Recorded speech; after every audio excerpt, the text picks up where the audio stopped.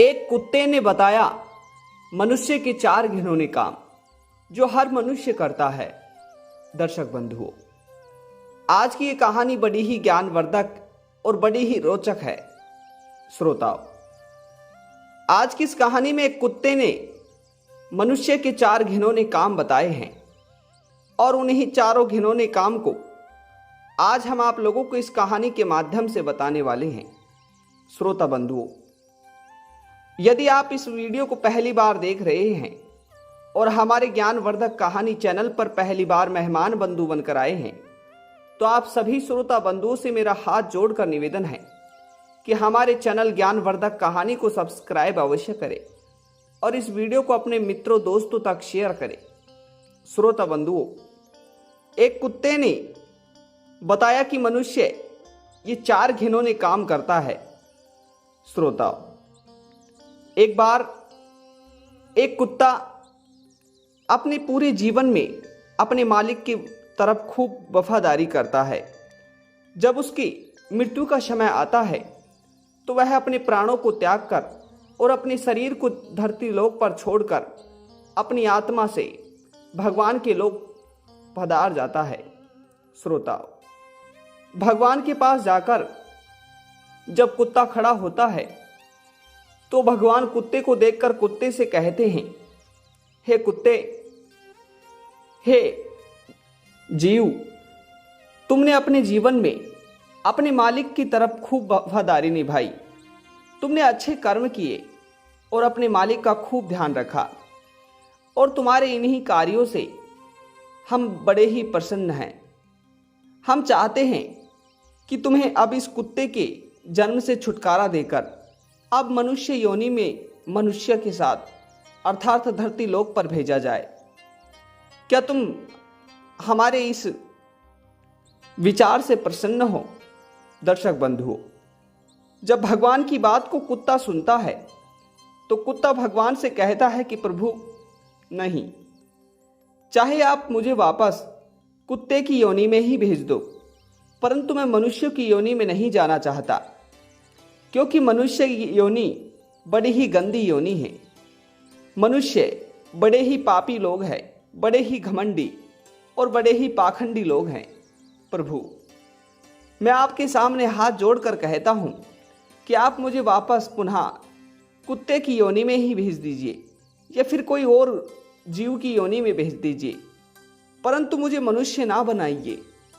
श्रोताओ, जब कुत्ते की इस बात को और विनम्र भरी इन बातों को भगवान सुनते हैं तो भगवान कुत्ते से कहते हैं, अरे कुत्ते, आखिर तुम्हें मनुष्य योनि से इतनी चिढ़ क्यों है?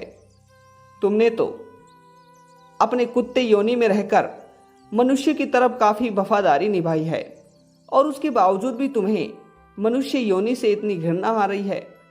आखिर इतना घृणा तुम मनुष्य योनि से क्यों कर रहे हो? श्रोता बंधुओं, अब भगवान की बात को सुनकर कुत्ता भगवान से कहता है, प्रभु, इस बात को मैं आपको बड़े ही ध्यान से समझाऊंगा। मैं आपको बताऊंगा कि मनुष्य के ऐसे 4 घिनौने काम होते हैं और उन्हीं 4 घिनौने काम की वजह से मैं मनुष्य योनि में नहीं जाना चाहता। प्रभु, यदि मैं मनुष्य योनि में जाऊंगा तो मुझे भी मनुष्यों के साथ रहकर ये 4 घिनौने काम करने होंगे। दर्शक बंधु, अब भगवान जैसे ही कुत्ते की इस बात को सुनता है तो भगवान कुत्ते से कहते हैं, अरे कुत्ते, मुझे तो बताओ, आखिर मनुष्य के वे कौन से 4 घिनौने काम हैं जिनकी वजह से तुम मनुष्य योनि से ही घृणा करने लगे हो? दर्शक बंधु, तभी भगवान की बात सुनकर कुत्ता भगवान से कहता है, प्रभु, यदि आपको आवश्यक ही है ये 4 काम जानने के लिए, तो प्रभु, मैं आपको इस बात को एक कहानी के माध्यम से समझाऊंगा और एक कहानी के माध्यम से ही मैं आपको बताऊंगा कि मनुष्य के वे कौन से ऐसे 4 काम हैं जिनकी वजह से मनुष्य हमेशा दुखी रहता है। प्रभु, यदि आपकी आज्ञा हो तो मैं एक कहानी आपको सुना दूं। श्रोता बंधु, तभी वह कुत्ता भगवान को कहानी सुनाने लगता है और भगवान से कहता है कि प्रभु, एक नगर में एक ऋषि के एक पुत्र होता है। वह पुत्र जैसे ही थोड़ा बड़ा होता है तो उसका पिता उसे अच्छी शिक्षा ग्रहण करने के लिए काशी भेज देते हैं। दर्शक बंधुओं, पूरे 12 वर्षों तक वह काशी में अपनी शिक्षा को पूर्ण करता है। अन्य प्रकार की अर्थात भिन्न भिन्न प्रकार के ज्ञानों को प्राप्त करता है। पूरे 18 पुराणों के ज्ञानों को प्राप्त करता है। पूरे वेद शास्त्र के ज्ञानों को प्राप्त करता है और पूरे 12 वर्षों के बाद वह पुनः लौटकर वापस आ जाता है।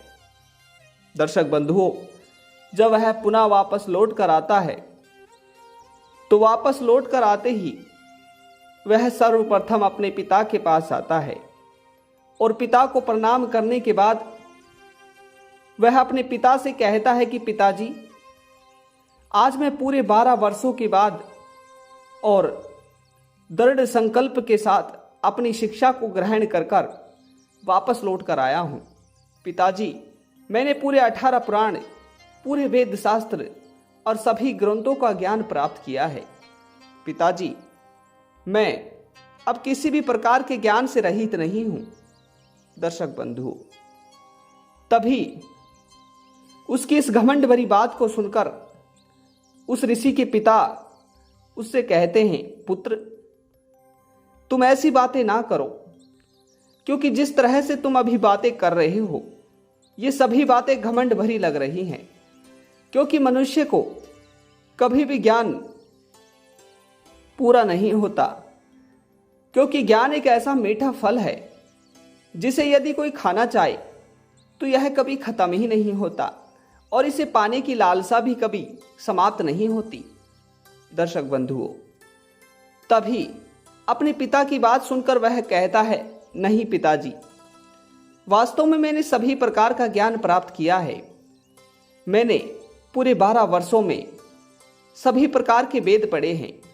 पिताजी, यदि आपको कोई भी शक है तो आप मुझसे कुछ भी पूछ लीजिए, मैं आपके सवाल का अवश्य ही उत्तर दूंगा।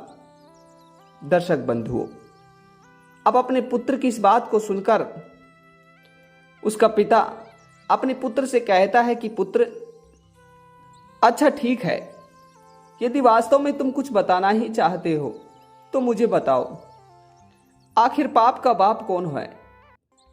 आखिर पाप का बाप कौन होता है? पुत्र, यदि तुमने यह बता दिया तो मैं मान लूंगा कि तुमने वास्तव में ज्ञान ही प्राप्त किया है।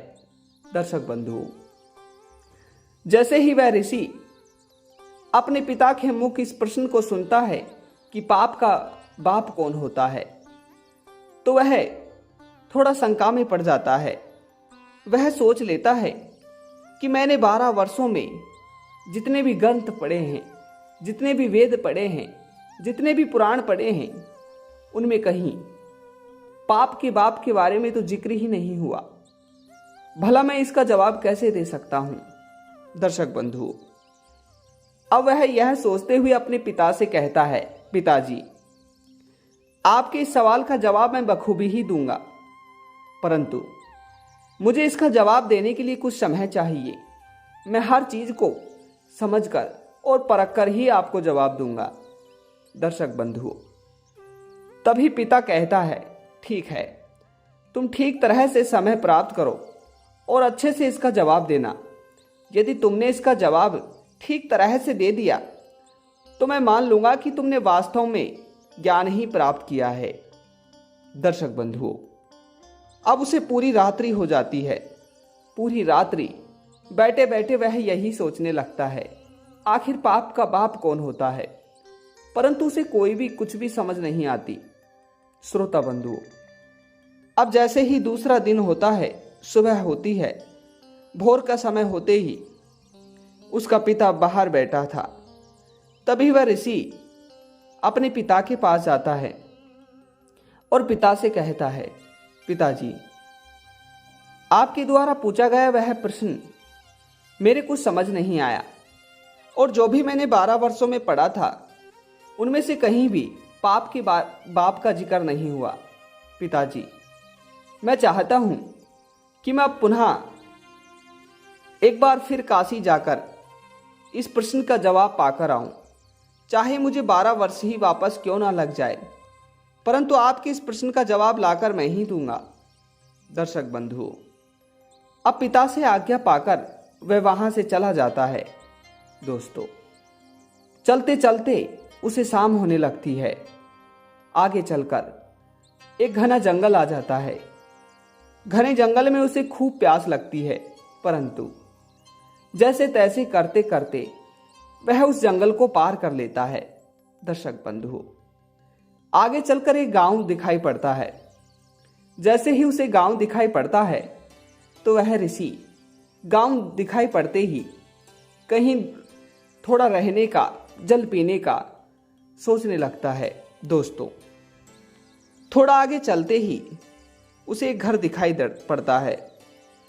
जैसे ही उसे वह घर दिखाई पड़ता है तो वह उस घर की तरफ जाने लगता है। घर के नजदीक जाते ही वह उस घर का दरवाजा खटखटाता है। दोस्तों, घर का दरवाजा खटखटाते ही उस घर से एक सुंदर स्त्री निकल कर आती है। उस सुंदर स्त्री को देखते ही वह ऋषि उस सुंदर स्त्री से कहता है, हे देवी, मुझे बहुत जोर से प्यास लगी है, क्या तुम मुझे जल पिला सकती हो? दोस्तों, उस ऋषि की बात सुनते ही वह सुंदर स्त्री अपने घर के भीतर जाकर जल से भरा एक लोटा लाकर उस ऋषि के हाथों में थमा देती है। श्रोताओ, वह ऋषि पहले तो झटपट उस जल को पी लेता है। जल को पीने के बाद वह ऋषि उस स्त्री से पूछता है, हे देवी, जल बड़ा ही स्वादिष्ट था, आपने मेरी प्यास बुझा दी, आपको बारंबार धन्यवाद। हे ऋषि, हे देवी, आप कौन हो? दोस्तों, ऋषि के इस प्रश्न को पूछते ही वह सुंदर स्त्री ऋषि से कहती है, हे पंडित जी, मैं एक वेश्या हूं। दोस्तों, जैसे ही उस ऋषि को इस बात का पता चलता है कि मैंने एक वेश्या के हाथों से जल पिया है, तो वह ऋषि वेश्या से कहता है, हे वेश्या, ये तुमने मुझसे कैसा पाप करवा दिया? तुम मुझे पहले ही बता देती तुम एक वेश्या हो तो मैं तुम्हारे हाथों जल तो नहीं पीता। दोस्तों, तभी ऋषि की बात सुनकर वेश्या कहती है, हे ऋषि, यह बात तो तुम्हें मुझसे पहले ही पूछनी चाहिए थी कि मैं कौन हूं। यह तुम्हारी ही मूर्खता है कि तुमने मुझसे बिना ही पूछे जल ग्रहण कर लिया। दोस्तों, अब वह ऋषि अपने किए पर बहुत पछताता है और उस वेश्या से कहता है, हे वेश्या, ठीक है, अब मुझसे ये जो पाप हो गया इसकी तो खैर तुम भी कुछ नहीं कर सकती और इसका मैं भी कुछ नहीं कर सकता, लेकिन अब मुझे यहां से जाने दो। मैं इस पाप का पश्चाताप आगे जाकर ही करूंगा। दर्शक बंधुओं, जैसे ही ऋषि से वेश्या यह सुनती है तो वेश्या ऋषि से कहती है, हे ऋषि, आप आगे कहां जा रहे हो? इतनी रात्रि हो रही है। दोस्तों, तभी वेश्या की बात सुनकर ऋषि वेश्या से थोड़ा आंखें चुराते हुए कहता है, मैं अपने एक प्रश्न को खोजने के लिए जा रहा हूं। दोस्तों, वेश्या कहती है, कैसा प्रश्न? आप मुझे बताइए, क्या पता आपका प्रश्न का जवाब आपको यहीं मिल जाए। श्रोताओ, तभी ऋषि कहता है, अच्छा, तो मुझे आप ही बता दो। आप मुझे बताओ, क्या आखिर पाप का बाप कौन है? आखिर पाप का बाप कौन होता है? क्या इसका जवाब है तुम्हारे पास?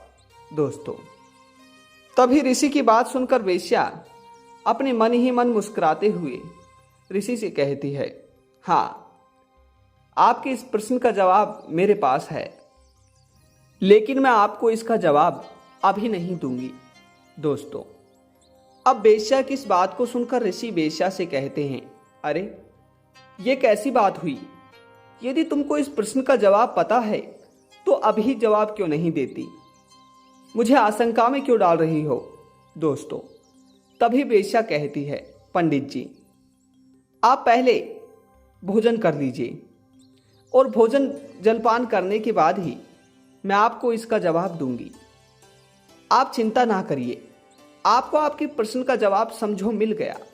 दोस्तों, तभी वेश्या पंडित जी से एक बार पुनः कहती है, पंडित जी, आप भोजन कर लीजिए, मैं आपके लिए भोजन बना देती हूं। दोस्तों, तभी पंडित जी कहते हैं, नहीं, मैं तुम्हारे घर का भोजन नहीं करूंगा। मैंने जो तुम्हारे हाथों से जल पिया है, मैं उसी का पश्चाताप अभी कर रहा हूं। मुझे तुम्हारे हाथों से भोजन नहीं करना, क्योंकि तुम एक वेश्या हो और मैं एक पंडित हूं। तुम्हारा धर्म और मेरा धर्म और हम दोनों के कर्म भी अलग हैं। दर्शक बंधुओं, तभी वेश्या पंडित से कहती है, अच्छा ठीक है, यदि आप मेरे द्वारा बनाया गया भोजन नहीं करना चाहते तो मैं आपको भोजन बनाने के सामान बाहर निकल कर दे देती हूं। आप स्वयं ही भोजन बनाकर कर लीजिए, उसके बाद ही मैं आपको जवाब दूंगी।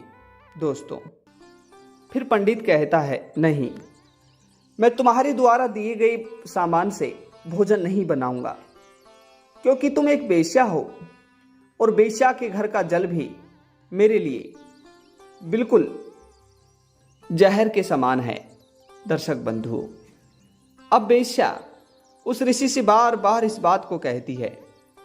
अंत में वेश्या ऋषि से कहती है, अच्छा ठीक है, मैं तुम्हें 5 सोने की मोहरें देती हूं, और यदि तुम खुद मेरे द्वारा दिए गए सामान से भोजन बनाकर करती हो तो मैं तुम्हें 5 सोने की मोहरें दूंगी।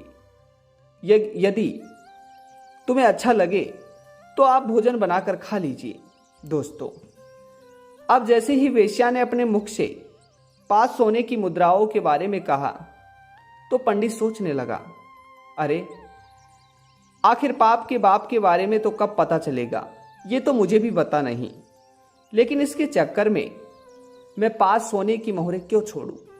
दोस्तों, तभी ऋषि कहता है, अच्छा ठीक है, तुम मुझे खाने पीने का सामान बाहर ही लाकर दे दो, मैं स्वयं ही भोजन बना लूंगा। दोस्तों, अब वह वेश्या उसे बाहर सामान लाकर दे देती है, तो वह पंडित जी बाहर बैठकर ही अपना भोजन बनाने लगते हैं।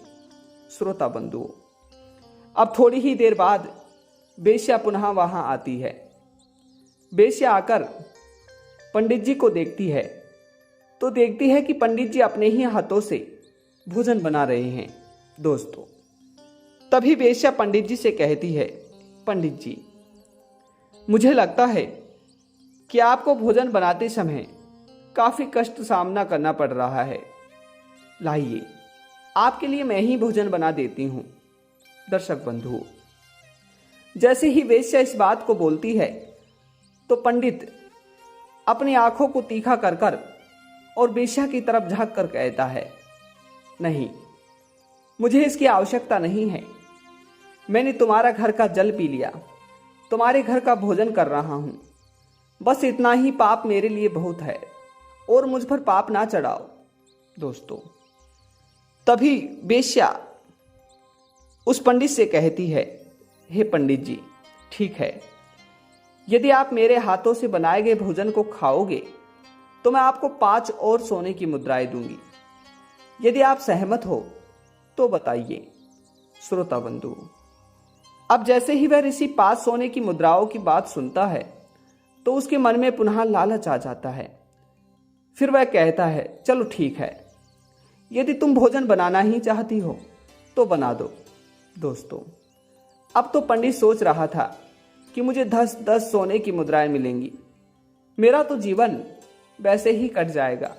दोस्तों, थोड़ी देर बाद भोजन बन जाता है और भोजन बनते ही वह वेश्या, वह ऋषि एक थाली में अपने भोजन को स्वयं ही परोस लेता है। जैसे ही ऋषि भोजन खाने ही वाला था कि वेश्या वहां आ जाती है। वेश्या आते ही ऋषि से कहती है, पंडित जी, क्या आपने भोजन बना लिया? ऋषि कहता है, हाँ, भोजन तैयार है। दोस्तों, फिर वेश्या ऋषि से कहती है, पंडित जी, क्या मैं अपने हाथों से आपको भोजन खिला दूं? दोस्तों, अब तो ऋषि थोड़ा गुस्सा होते हुए वेश्या से कहता है, देखो, यदि मैंने तुम्हें उंगली पकड़ने की इजाजत दी है तो हाथ पकड़ने की मत सोचो। जहां तक तुम्हारी औकात है वहीं तक रहो, हद से ज्यादा बल ना बनाओ। श्रोता बंधु, तभी वेश्या ऋषि से कहती है, पंडित जी, मैं आपको 5 और सोने की मुद्राएं दूंगी, लेकिन मुझे केवल 5 निवाले अपने हाथों से खिलाने दीजिए। दोस्तों, अब तो उस ऋषि के मन में 15 सोने की मुद्राओं का बड़ा ही लालच आ जाता है और वह वेश्याओं के हाथ से भोजन करने की हाँ कर लेता है। वेश्या अपने हाथ से निवाला उठाती है और उस ऋषि के जैसे ही मुंह के पास लेकर जाती है तो उस निवाले को नीचे गिराकर ऋषि को एक जोर से थप्पड़ मार देती है।